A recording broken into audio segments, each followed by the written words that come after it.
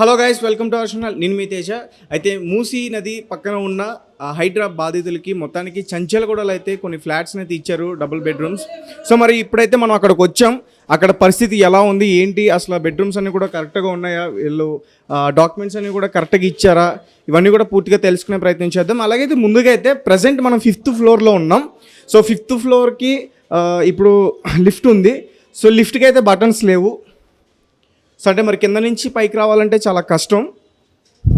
అలాగే లిఫ్ట్లో లగేజ్ని కూడా అలౌ చేయట్లేదంట. కింద లిఫ్ట్ పవర్ ఆపేశారు. సో లగేజ్ మేము ఎలా తెచ్చుకోవాలి పైకి? చాలా లగేజ్ ఉంటుంది, బెడ్స్ ఉంటాయి, ఫ్రిడ్జ్ ఉంటాయి, వాషింగ్ మిషన్ ఉన్నాయి, చాలా ఉన్నాయి. అలాగే పెద్దవాళ్ళు ఉన్నారు, ఏజ్డ్ పర్సన్స్, వాళ్ళందరూ మెట్లెక్కి ఎలా వస్తారు? ఇప్పుడు మనం ప్రజెంట్ 5th ఫ్లోర్లో మాత్రమే ఉన్నాం. ఇంకా 6th, 7th, 8th, 9th వరకు కూడా వీళ్ళందరికీ ఇచ్చారు. 5th నుంచి 9th వరకు వీళ్ళకి ఇవ్వడం జరిగింది. ప్రస్తుతం అయితే 5th ఫ్లోర్లో 501 ఒక ఫ్లాట్కి అయితే వెళ్దాం. ఒకసారి లోపల చూద్దాం, లోపల పరిస్థితి ఎలా ఉంది మొత్తం కూడా. ఇది ఎన్ని గజాలు, ఎన్ని కూడా పూర్తిగా తెలుసుకునే ప్రయత్నం చేద్దాం. సో ఇప్పటికైతే వీళ్ళెవరు కూడా ఇంకా ఇవన్నీ కూడా పెట్టుకోలేదు. సో ఇంకా పాపం ఈ రోజే వచ్చినట్టున్నారు, మొత్తం కూడా సెట్ చేసుకుంటున్నారు. ఇంకా ఉన్నాయన్నా చాలా, ఇంకా 2 పనినే పెద్ద. ఎంతమంది ఉంటారు మీ ఫ్యామిలీ? 19 మెంబర్స్. 4 ఫ్యామిలీనే మాది. ఓకే, అందరూ కూడా ఇదే ఇల్లులో ఉంటారా? ఇంకా అవునాయి, నువ్వే మాకు కిరాయి కూడా డబ్బులు లేవు చెప్తున్నా కదా అన్న. అట్లా అయిపోయింది మాకు. చూడు ఇంకా రాలే, ఇంకా కావాలా? ఓకే, మొత్తం అంటే 2 ఫ్యామిలీ కూడా రాలేమే నుంచి. 2 ఫ్యామిలీ లగేజ్ మాత్రం వచ్చింది, కొంచెమే వచ్చినాయి. అప్పుడు దాకా నుంచి చూడు ఇంతనే మొత్తం నీకే మొత్తం చేసుకోండి, అర్థమవుతుంది. రైట్, ఒకసారి అంటే ఇక్కడ చూస్తే మనకు అర్థమవుతుంది ఇక్కడ సిచ్యువేషన్. ఈ గదులు కూడా చాలా చిన్నగా ఉన్నాయి. సో అంటే ఖచ్చితంగా అడ్జస్ట్ అవ్వాలి, ఎందుకంటే సిచ్యువేషన్ అలాంటిది కాబట్టి ఇలా ఖచ్చితంగా అడ్జస్ట్ అవుతారు. కానీ మొత్తం ఇక్కడే ఇలా అడ్జస్ట్ అవ్వడం ఉండడం అనేది కష్టం అని చెప్పేసి చాలామంది చెప్తున్నారు. అలాగే మరి ఇక్కడ పవర్ ఉందా లేదా, వాటర్ కరెక్ట్గా వస్తుందా లేదా, ఒకసారి అది కూడా నేను చూపించే ప్రయత్నం చేస్తా. ఒక నిమిషం, ఇది కిచెన్ అనుకుంటా. సో కిచెన్ కూడా బాగానే ఉంది. ఈ ఫ్లోర్లో అయితే కొంచెం వాటర్ వస్తున్నాయి, కానీ నాకు కొంతమంది పైన వాటర్ రావట్లేదని చెప్పారు. సో అంటే ఈ ఫ్లోర్లో వాటర్ వస్తున్నాయి, కానీ కొంతమంది నాకు కింద నేను మాట్లాడుతున్నప్పుడు వాటర్ రావట్లేదు, చాలా ఇబ్బందిగా ఉంది అని చెప్పేసి అంటున్నారు. సో ఇటు సైడ్ కూడా చూద్దాం ఒకసారి. సో ఇది 2వ బెడ్రూమ్, ఇది వీళ్ళకి ఇచ్చిన దాంట్లో 2వ బెడ్రూమ్. వాటర్ వస్తున్నాయి కానీ వాటర్ రావట్లేదు అని చెప్తున్నారు. ఒకసారి 6th ఫ్లోర్లో ఎలా ఉందో నేను చూసి వస్తాను. సో ఓకే, వాటర్ నుంచి డైలీ కింద పోవాలంట. ఇంకా అదే కూడా వాటర్ కూడా తీసుకొస్తలేవు కదా మేము. ఓకే, లిఫ్ట్ అయితే ప్రెసెంట్ ఆపేసినారు. ఏమైనా వచ్చిన తర్వాత ఆపేశారు లిఫ్ట్, ఆపేసినారు. మేమే వస్తే తీసుకోపో, ఏం చేయాలా, నా అవసరం నీకే అవసరం, నాకే చెప్తున్నారు. ఇంకా నీకే అవసరం నాకే అవసరం చెప్తున్నాయి. గమ్ముడైనా మేమే చూస్తున్నాం కదా అప్పటి నుంచి. చెప్పండి. రైట్. సో అంటే చాలా ఇబ్బంది పడుతున్నారు. మార్నింగ్ బ్రేక్ఫాస్ట్ కూడా చేయలేదు. ఎర్లీ మార్నింగ్ ఈ హైడ్రాకి సంబంధించిన అధికారులు ఎవరైతే ఉన్నారో వాళ్ళు ఎర్లీ మార్నింగ్ వచ్చారు. అంటే స్ట్రిక్ట్ యాక్షన్ తీసుకోండి మీరు. ఎందుకంటో మేము కర్జా చేసుకొని ఇల్లు కట్టినాం. మాకే కర్జా చేసి ఇల్లు కట్టినాక మేము ఎంత అయినాయి, 25 lakhs అట్లా అయింది మాకే ఇల్లు కట్టిన. ఏమైంది, మొత్తం పోయింది. ఎవరికి ఇవ్వాలా మేము డబ్బులు? వాళ్ళకి చెప్పినాం ఇట్లా అయిందంటే మేమేం చేయాలా, వాళ్ళు కూడా చెప్తున్నారు.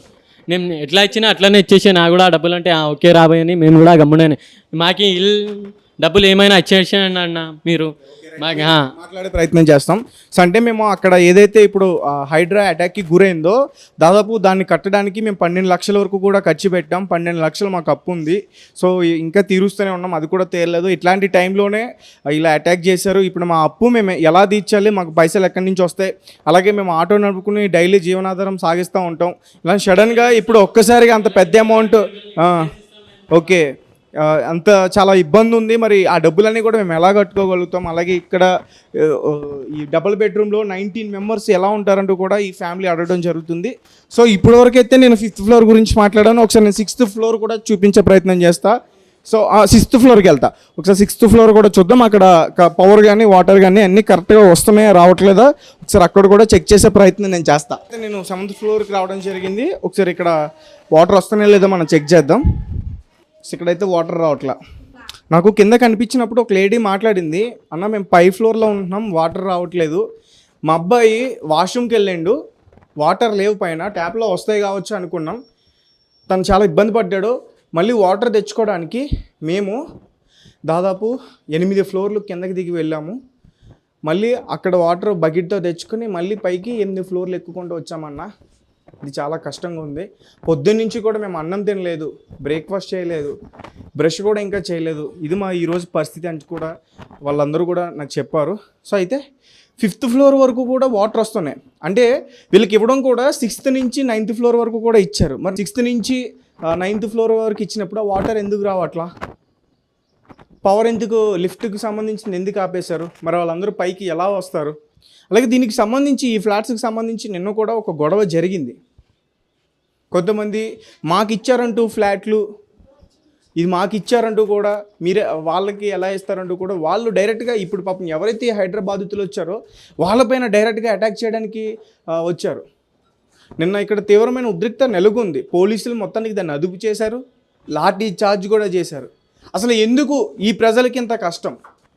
వాళ్ళు ఏం పాపం చేశారు? మేము ఏం పాపం చేసామని కూడా వాళ్ళు అడుగుతున్నారు. లక్షల లక్షలు పోసి మేము ఎంతో కష్టపడి ఇల్లు కట్టుకున్నాం. అలాంటిది ఈరోజు ఇల్లు పోయే, మా పరువు పోయే, రోడ్డు మీదకి వచ్చేసాం. వీళ్ళు ఇచ్చిన ఇల్లు మాకు ఏమాత్రం సరిపోవట్లేదు. మాకు ఇంకా మంచిది కావాలనుకుంటే మేమే దరఖాస్తు పెట్టుకునే వాళ్ళం, డబుల్ బెడ్రూమ్. సో పాపం వాళ్ళందరూ కూడా కింద నుంచి మోసుకుని పైకి తెచ్చుకున్నారు. ఏ టైంలో వాటర్ ఆగిపోతే తెలియక. ఇది ఇక్కడ పరిస్థితి. ఎక్కడ కూడా వాటర్ రావట్లా, ఒక చుక్క వాటర్ కూడా రావట్లే. 6th ఫ్లోర్ నుంచి 9th ఫ్లోర్ వరకు అండి నేను చెప్పేది. 5th ఫ్లోర్ వరకు వస్తున్నాయి. 5th ఫ్లోర్ వరకు ఆల్రెడీ వాళ్ళు ఎప్పటి నుంచో ఉంటున్నారు, వాళ్ళకి ఎప్పుడో ఇచ్చారు. నేను చెప్తుంది 6th ఫ్లోర్ నుంచి 9th ఫ్లోర్ వరకు. మరి వీళ్ళు ఈరోజు నిన్నటి నుంచి వస్తున్నారు, అప్పటి నుంచి వాళ్ళకి వాటర్ సప్లై ఇవ్వాలి కదా. సడన్గా వెళ్ళాలంటే వాళ్ళు ఎక్కడికి వెళ్తారు? ఆడబిడ్డలు వాళ్ళు ఎక్కడికి వెళ్తారు? సడన్గా వాష్రూమ్కి వెళ్ళాలంటే వాళ్ళు ఎక్కడికి వెళ్తారు? కింద ఇదే చెప్తున్నారు, అన్న మా నాన్నమ్మ గారికి 65 ఇయర్స్ అన్న, మేము వాష్రూమ్కి వెళ్ళాలంటే ఎక్కడికి వెళ్ళిద్ది అని చెప్పేసి వాళ్ళు అడుగుతున్నారు. దానికి అసలు ఏం సమాధానం చెప్పాలి? దీనికి అసలు ఎవరు సమాధానం చెప్తారు? ఒక హ్యాండిక్యాప్డ్ అతనికి సరిగ్గా కాలు లేదు, పూర్తిగా కనిపిస్తున్నాడు. అతను పైకి ఎలా వస్తాడు? అసలు ఆ స్టెప్స్ మీద ఎక్కి అసలు ఎలా రాగలుగుతాడు? 7వ ఫ్లోర్, అసలు 5వ ఫ్లోర్ వరకు అంటేనే కష్టం అండి, ఎక్కలేం. అలాంటిది 8, 7 ఫ్లోర్లు ఎక్కాలంటే అసలు ఎలా? కనీసం వాళ్ళ కోసమైనా ఒక్కరోజు లిఫ్ట్ ఉంటే ఏమయ్యేది? అసలు ఇక్కడ లిఫ్ట్ ఎందుకు ఆపేశారు? అధికారులు ఎందుకు పట్టించుకోవట్లేదు? మీరే దగ్గరుండి ఖాళీ చేయించి వాళ్ళని ఇక్కడ తరలించినప్పుడు ఇక్కడ పరిస్థితి ఎలా ఉంది అనేది కూడా అధికారులే తెలుసుకోవాలి కదా. ఖాళీ చేయించడానికే టీమ్స్ ఉంటాయా? ఖాళీ చేయించడానికి మాత్రం అధికారులు వస్తారా?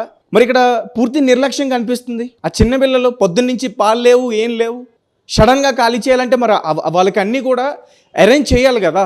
ఒక్కసారిగా ఉన్న పలంగా ఇల్లు ఖాళీ చేయాలంటే కష్టం, వాళ్ళ పని కాదు.